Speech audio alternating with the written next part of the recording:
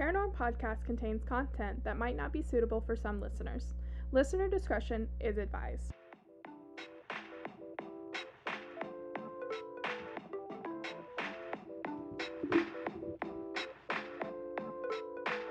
This is Paranorm Podcast. Hello, everyone. Welcome back to Paranorm, the podcast where we talk all things true crime and paranormal. I'm Emily. And I'm Sierra. And this week we are motherfucking stressed. But we're here. So Yes, I usually at this point I ask Sierra how you are. But I know how she's doing. We are in the process of moving in like the next month. It's probably even less than a month. Yeah. Like a couple weeks. So we are a mess, but it's fine. Yeah. I mean, moving's always a mess, so it doesn't really... And I've moved 16 times. Yeah. I moved, like, not even 6. Oh my god. Well, 1, 2, 3, 4... I don't know if going home is considered moving. Yes. 4. You're moving your persons. 5. Yeah, 6 times in my entire life other than college. This will be time number 17. Super. Well, you're a pro. I am a pro. I am a pro at moving. I do know what needs to get done and like what needs to go where and such. Mm-hmm. So I'm pretty good at it now. I feel like I have a handle on it. So I feel like your life prepared you for this. Yes. Okay. Also, apparently I am an angry human, so if anybody wants to make me a shirt that says that, I'm not opposed to it. Yeah, I got described as so angry. I just love that. Like, I went to pick up some balloons the other day, when we had our Halloween party, and the lady goes, "You're the witch lady, right?" And literally, like, angry and witch lady just needs to be my only title from now on. That's it. Oh my goodness. So we are recording this a little early. We have no idea what's happening with the presidency. Nope. No matter how much I can look at my phone and try to protect it. We do not know who our next president is. We are recording this Wednesday before this comes out. Yes. So almost a full week before. I believe Sierra and myself are collectively holding our breath at this point about it, and I sure welcome the distraction, even for a minute, from how absolute shit the world is. Yeah. But with that said, welcome to your distraction. Who wants to hear about a brutal fucking murders? As long as it's not dolls 3 times in a row, I'm good for anything, really, at this point. So this week we will be talking about 2. That's like a little pair. Mm-hmm. They're called they went like by the Hollywood slashers. Okay. It's like 2 in 1. Yeah, it's like not 2 like, cases, but no. They're like a pair. Oh, okay, gotcha. They're like a pair of sick fucks. So, all right. Well, here we go. Da-da-da. Born 1948, the son of a retired Navy. We're going to go with Navy Admiral, turned international engineer, Douglas Clark had lived in 37 countries by the time he had settled in Southern California. He liked to call himself, this is real cute right here, the king of one-night stands. Oh, well. So, he's definitely a gem. So, for some reason that reminded me on the radio, they were talking about, like, what office you were running for. Like, I'm running for Secretary of Couch and Potatoes, or like... Oh my goodness. I'm running for President of Angriest Human. Yeah. I'm sorry, that's just like sticking with me. But that's what it reminded me of that. Like, what office are you running for this year? What office are you running for, Sierra? Secretary of Calmest Peoples? Seriously, like, I don't think I've stressed this enough. You are so fucking calm. Like, compared to myself, I'm always at 10, and you're just like, it's okay. Like, we don't need to be there right now. Yeah. I guess, I don't know. That's you though, like the indecisiveness. Like if you ran for office, you wouldn't be able to choose. I would be Exactly. office manager of the relaxation room. There you go. There you go. So now flipping the switch, at age 37, Carol Bundy was typical of like Clark's conquest. Also, I hate that term. She was a vocational nurse. The mother of two had left her abusive husband in January 1979, quickly falling in love with the manager of her new apartment building, a native of Australia. 45-year-old John Murray sang part-time in a local country western bar, but he was never too busy to help out a tenant in need. Noting that Bundy suffered from severe cataracts, Murray drove her to a Social Security office and had her declared legally blind, bringing in $620 each month for Carol and her sons. Next, he took her to an optometrist, where she was fitted for glasses, enabling her to discard her white cane. Carol then became like obsessed with Mr. Murray, like to the point that she began like to clog the toilets and drains in her apartment on purpose. Anything at all to bring the manager around. Soon they were lovers. But Murray was married and refused to give up his family. But like, you should have thought of that before you put your peen in her vajayjay. In October, Carol actually approached his wife, offering her $1,500 if the woman would disappear. But the effort, $1,500. yeah. I mean, granted, it is the 80s, but still. Yeah. Still. Yeah. It obviously backfired. With Murray berating her and coldly suggesting she should find another, place to live. No, place to live. Oh. But 3 months later, during January of 1980, Carol did find a new boo thing. She was at a country western bar when she met Douglas Clark, and he immediately swept her off her feet. Clark moved into her home the same motherfucking night. What? How do you even have that conversation? Hey, you want to move in together? Like, I don't even know you. Oh my I mean, that's pretty much what we did, but still. 110%. I met a stranger off the internet and invited them to live with me. We did have a meeting, and we didn't decide overnight, but no, still. we had like 3 Skype phone calls. Did we have that many? I feel like we did, but I feel like we had 2 or 3. I can't remember. But my memory's not great, so. I mean, it wasn't even that long ago, but it feels like forever ago. I know, you've been stuck with me for a hot minute. Yeah, 2 years.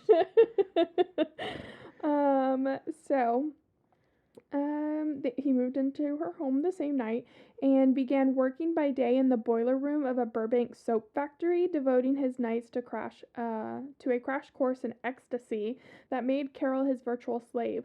She soon swallowed her pride when he brought younger women home for sex. She would snap pictures of them.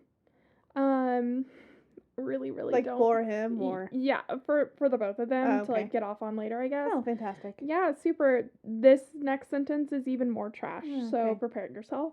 One of his conquests, there we go with that wonderful word again, which I'm not even going to say that. One of his victims, because that is what this person was, child, was an 11-year-old. Oh my god. Yeah.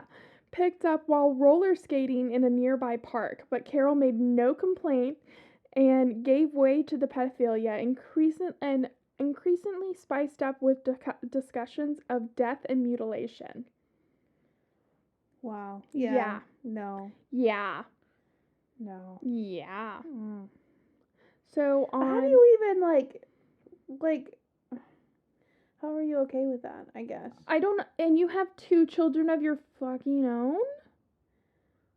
And you're just like, sure, chill. Or she couldn't, like, she didn't want to, like, cause trouble. Yeah. I don't know, but still, that's a lot to be like silent about, in my opinion. But I don't know. Now, a couple months later, on June 11th, now remember they met in January Okay, January. 1980. Mm-hmm. Now it is June 11th, 1980. Okay. Half sisters Gina Narano at 15 and Cynthia Chandler, 16, vanished from Huntington Beach en route to meet more of their friends. Mm-hmm. They were found the next morning beside the Ventura Freeway near Griffin Park in Los Angeles. Each had been shot in the side of the head with a small caliber pistol. At home, Clark gleefully confessed to the murders to Bundy, regaling her with all the details about how he forced masturbation on the young girls, shooting each in the head as she brought him to a climax. Wow. Yeah. I told you it was brutal. You're welcome. I think. People are disposable. Oh my goodness. Okay, so in the pre-dawn, why the fuck can I not talk tonight? We're just. Are you sitting up enough? I usually slouch down enough, so I feel like I'm not. You know what it is? Our candle's not lit. I usually light a candle every time we come in here, guys, and it's not lit, and it makes me sad, and I just can't get my words out apparently.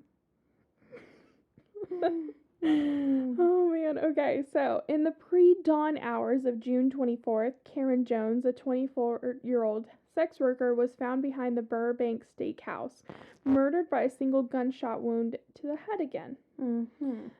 Later that morning, police were summoned to Studio City, where another female victim, this one headless, had been found by a horrified group of pedestrians. You think? Yeah. Despite missing her head, she was identified as Exie Wilson, 20, another veteran sex worker. Also at 20, at 20, I feel like you should not be a veteran sex worker, but like that was probably some more like child involved. Yeah. At least she wasn't a child when she died, but if she's like 20, that's so sad. I mean, it's still a child, but still a young person, but yeah, you're still not old enough to like legally drink. Yeah, so. But you can go to war. You're like a half adult. You can die. You can die for your country, but you're not allowed to have a drink of alcohol. It sounds about right, right? Well, yeah, it's all interesting. That's for sure. That afternoon, while Carol Bundy's sons were visiting relatives, Clark surprised her by plucking a woman's head from the refrigerator and placing it down on the kitchen. He ordered Carol to make up the twisted face with cosmetics. She later recalled, "We had a lot of fun with her. I was making her up like a Barbie with makeup," end quote. I wish you guys could see the look on Sierra's face just now. Like, so casual. Right? Just like, oh, I got you a Barbie head, basically. I used to have a Barbie head. Did you ever have one of those? No. No? I used to have one of those. Do you know what I'm talking about? Yeah. It's like shoulders and then head and hair. Yeah, I used to have one of those. Well, at least there's not blood on it. Yeah, I did make her have a really mean black eye, though. Tiring of the game, Clark took his trophy to the bathroom for a shower and a nice little bout of necrophiliac and oral sex. Wouldn't like he not be able to like move things? Well, like I love how we're discussing this. It's like a blow up doll. I know, but like after a while, they like you can't post rigor mortis only lasts like 48 hours at the most. Oh, okay. So like they get stuff and then the not stuff. Yeah. Okay, yeah. It's the body releasing stuff. So. Okay. Newspapers headlines were already touting the crimes of the new quote Sunset Slayer by June 27th. Again, why did like they give like cool names to like murderers? My question exactly. But like now my cult that I'm gonna have one day, I want a cool name for that. Well, it doesn't have to be a murderous cult. No, it doesn't have to be. That means it could be. Anyway, man. Okay, but anyway, this Wait, is... how many stages, how many levels of necrophilia are there I again? believe there's 12. Okay. I can't quite remember the Wine and Crime episode. It's the first one. I've listened to quite a few. I believe it's 12, though. Yeah, I remember you talking about it. Yeah. I knew it was a lot. It's very, very, very intricate. Like, Yeah. It's crazy. I guess they really break it down. Oh, yeah. Like, a lot. Because there's a lot of different, like, things that go into it. Anyway, by June 27th, that's when they had named them the Sunset Slayer. At this point, they believed it was only one. When Exie Wilson's head was found in a Hollywood alley, stuffed inside an ornate wooden box. That poor wooden box. Yeah. A poor Exie Wilson. Well, yeah. Obviously. Yes. That's first. Yeah. Well, yes. But then, anyway. The box didn't do anything. And neither did Exie, but like... Very useful. Yes. Authorities noted that it had been thoroughly scrubbed before it was discarded by the killer. 3 days later, so the 30th, a group of snake hunters... a sentence I never thought I would say.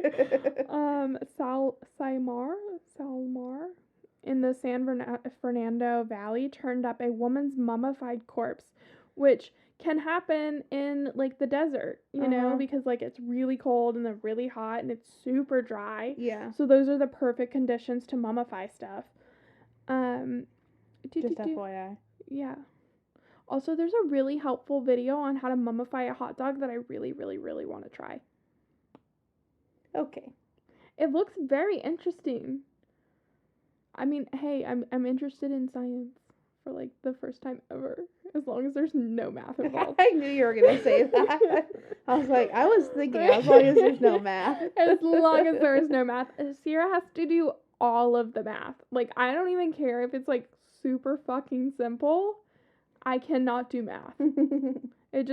No. That's Sierra's job. And mine. I have to have a purpose. You keep saying that, but you have so many purposes. But one of them is math. One of them is math, and I can't do it. That's okay. My brain just doesn't work that way. And you, like, write all the things, so it's fine. I write all the things. It's totally fine. Yeah. Anyway, the corpse was identified as a Sacramento runaway named Marnette Comer. Last seen alive on June 1st, the 17-year-old sex worker had been dead at least 3 weeks when she was found. Like the other victims in the series, she was known to work the Sunset Strip. As the murders continued on July 25th, a young Jane Doe was found on Sunset Boulevard, killed by a shot to the head. 2 weeks later, hikers in the Fernwood area near Malibu turned up another unidentified corpse dismembered by predators, and a small caliber bullet hole was visible in the skull. Yeah. So at least I guess they kept it consistent so they can like actually connect it, because like at this time they're not really like talking to other counties, because these are spread out. Like talking to other towns, right? Other like precincts or whatever. Despite her hot romance with Clark, Carol Bundy had continued to visit John Murray at the country at the country western bar where he performed by night. She did not hold her liquor well. No surprise. And after dropping several hints about her newest lover's criminal activities, she was appalled by Murray's comment that he might report Doug Clark to the police. On August 5th, she kept a midnight rendezvous with Murray in his van, parked 2 blocks from the bar, and she killed him there. Well, I figured that was coming. Yes. He was found 4 days later. The singer had been stabbed 9 times and slashed across his butt, his head severed and missing from the murder scene. Whoa. Yeah. It had become too much for Carol Bundy. 2 days after Murray's body was discovered, she broke down on the job, sobbing out to a fellow nurse, quote, "I can't take it anymore. I'm supposed to save lives, not take them," end quote. Her friend then tipped off police and they called on Bundy at home, retrieving 3 pairs of panties removed from victims as trophies, along with snapshots of Clark and his 11-year-old victim. Arrested on the job in Burbank, Clark was still in jail 4 days later when police retrieved a pistol from the boiler room. Ballistic test would link the gun with both.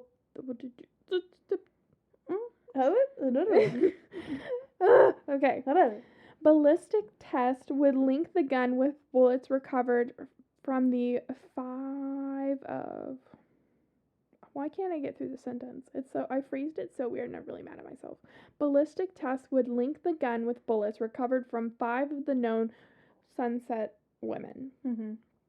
After his trial, serving briefly as his own attorney, which you and I both know never ends well. No. It really never. Clark blamed Carol Bundy.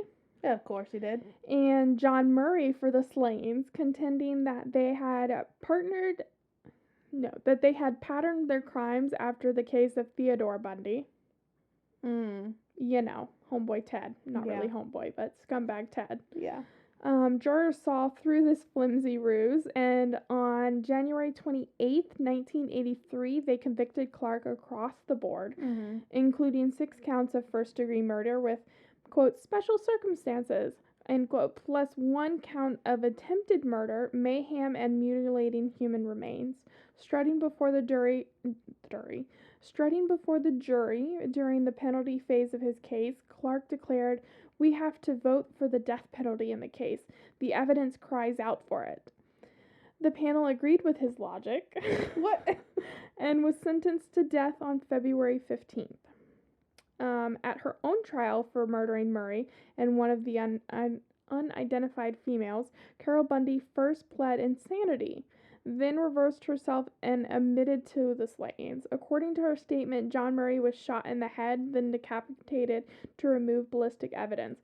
She also handed Clark the gun with which he shot an unnamed sex worker found dead along the Sunset Strip in July 1980. It's coming, but it's not. Convicted on the basis of her own confession, Bundy received consecutive terms of 27 years to life on 1 count, plus 25 years to life on another. And that is the story of Carol Bundy and Douglas Clark. That's interesting. That is a lot of. How many victims did they have? Let me go back and count. Well, he had 6 counts. Yeah. And she had 1 plus the guy. Yeah. So at least 8 altogether. Yeah. That we know of. Right. Because it was the 80s and a lot of things were written off as Satanists. Because the satanic panic of the 80s. Well, there is that. There is that. I have no jokes for you guys. I am not in the mood to tell a joke. Yeah, that's not really. It is interesting. I guess, how much, why do you think she was really involved with, this whole thing? Because I think she was a sick fuck who enjoyed it. But she never actually, she did actually kill anybody, or she possibly. Killed John Murray. Well, okay, she didn't kill any of the And one women. of the sex workers. Yeah, she killed one of the sex workers. Oh, she did? Herself? I feel like she was just a sick fuck who got off on it. Or more so, she was roped into it by Clark. And she saw that it got him off. So she was like, oh, if I can get him off this way, what else can I do to make him, love me even more? I feel like it was all about the attention from Clark for her. That's all she craved. Gotcha. Her poor children. Her poor children. I mean, really, though. John Murray and his wife. Yeah, true. It didn't. All of the sex workers, none of them, freaking deserve that because 2 sick fucks got together and decided, let's murder some people. Yeah. It's wild. The thought process of these 2 people chance meeting Mhm. Like, moving in together and within, 6 months? Yeah. They're murdering people together?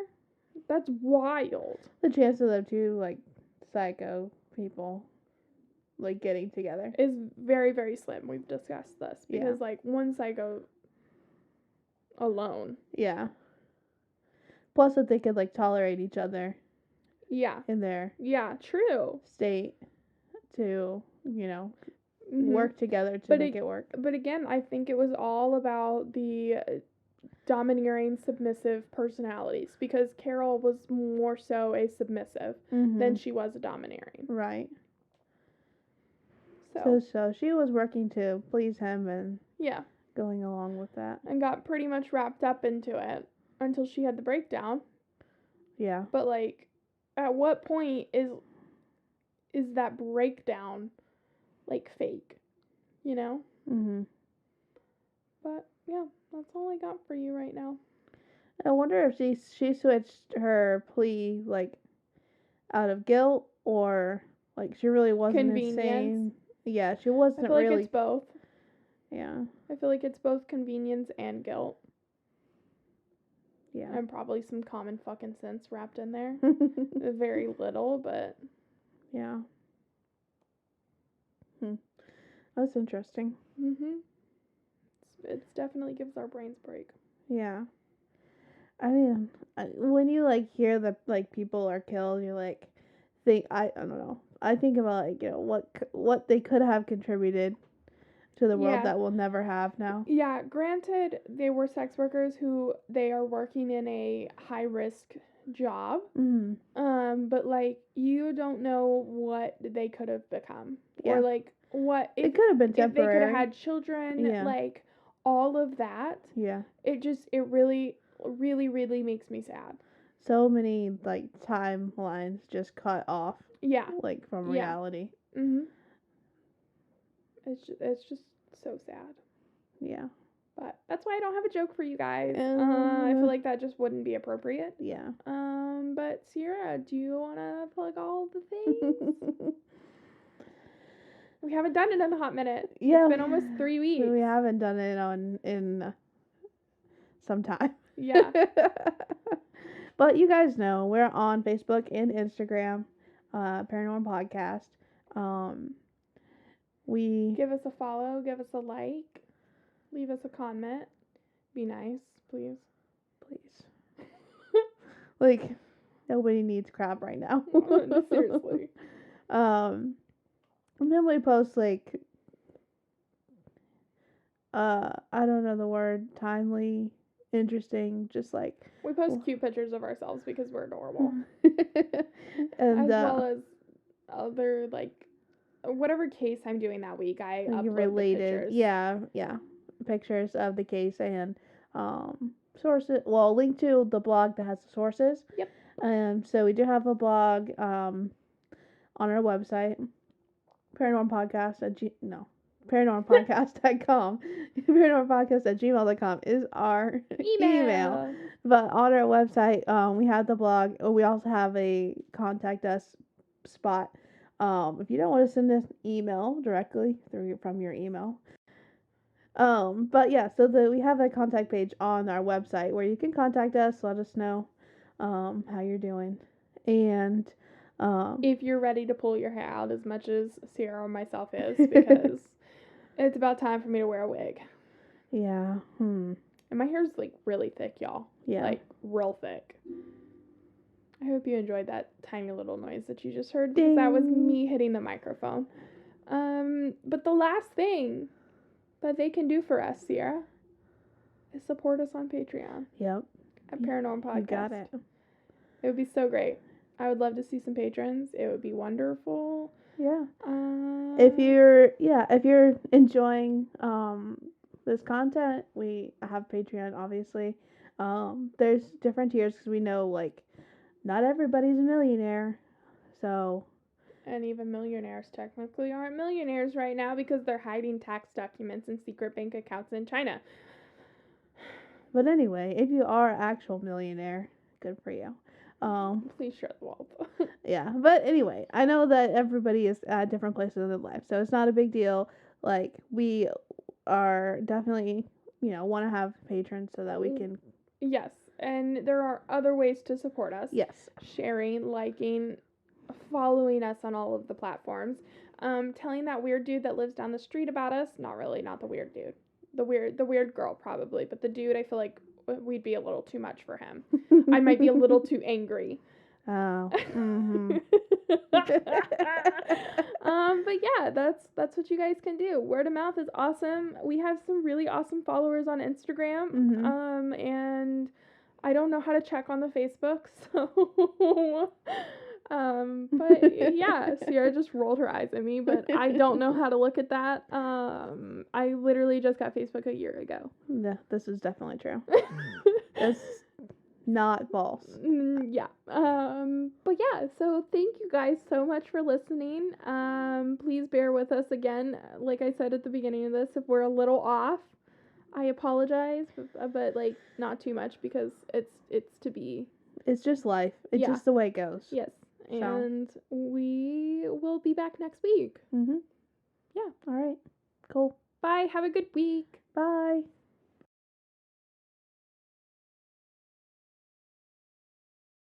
Are you ready? Yeah, I'm ready. You're ready? Yeah. Okay. Okay, guys. Well, we have an update now. Sierra's hopefully put this in at the end of the episode. But Trump will be fucking evicted in 74 or 72 days?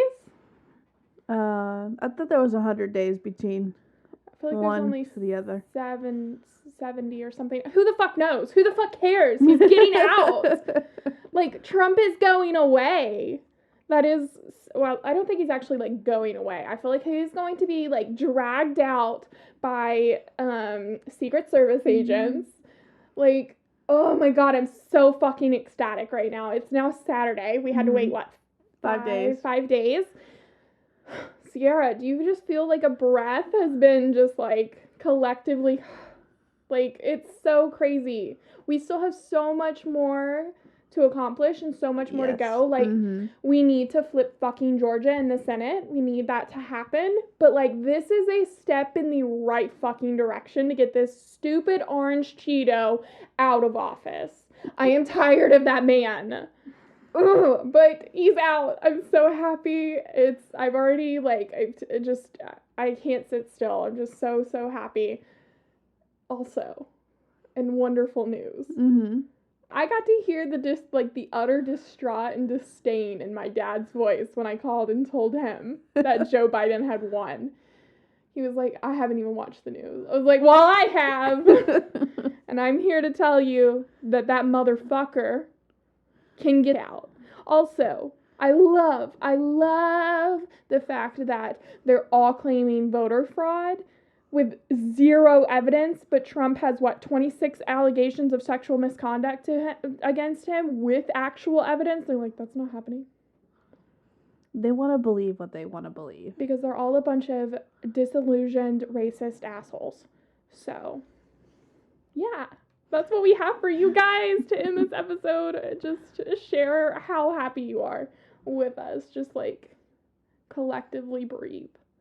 Now, we need to just get everything else to go one direction, you know?